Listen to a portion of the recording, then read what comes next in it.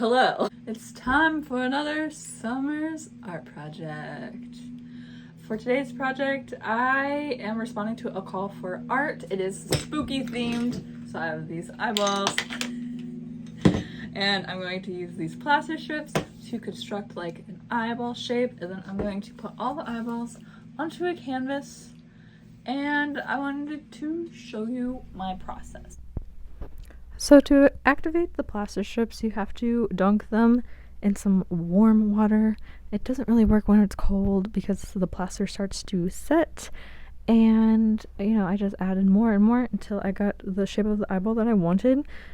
Just an FYI, this stuff will dry your hands out so bad. Let the plaster sit for a whole 24 hours before I put any paint on it. And this is what it looks like. I put an eyelash on there. You can get them for $5 at Five Below. It came with some lash glue, but I think I'm going to end up using like liquid latex to keep the lashes in place. So now I'm going to make more eyeballs.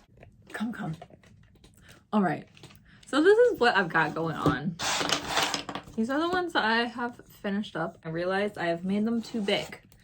I also think it would be better if I take all the eyeballs and just sculpt them to this. So I'm just gonna do that all in one go. And this part took me about 2 to 3 hours to complete altogether. It doesn't take a whole 24 hours to dry.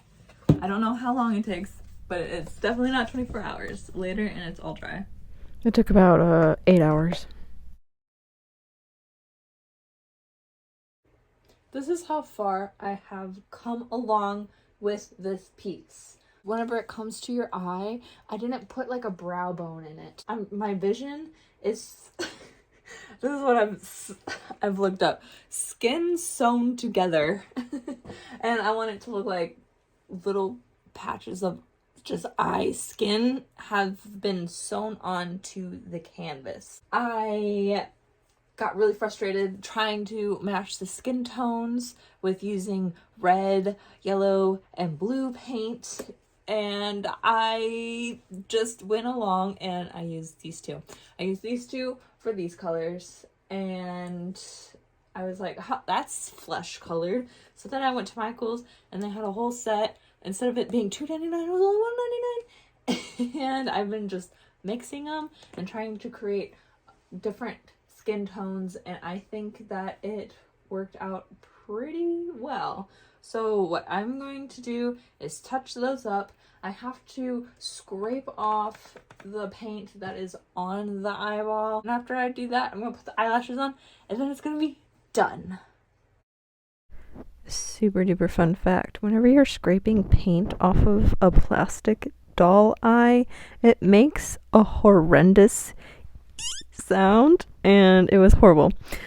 Anyways, this part was pretty challenging because I had to take a thread and put it through the plaster. I make some pre-holes with the embossing tools so that it would be a little bit easier to put the thread through plaster, but you know what? It ended up destroying the plaster and it also destroyed the paint. So instead, I was forgetting about this part. There's a board in the back, and you can't sew through that, so it wasn't going to be super completed. So I had to improvise. I have this 3D fabric paint. Is that the same as puffy paint? I don't know. Anyways, it's also metallic, so it kind of gives a staple look.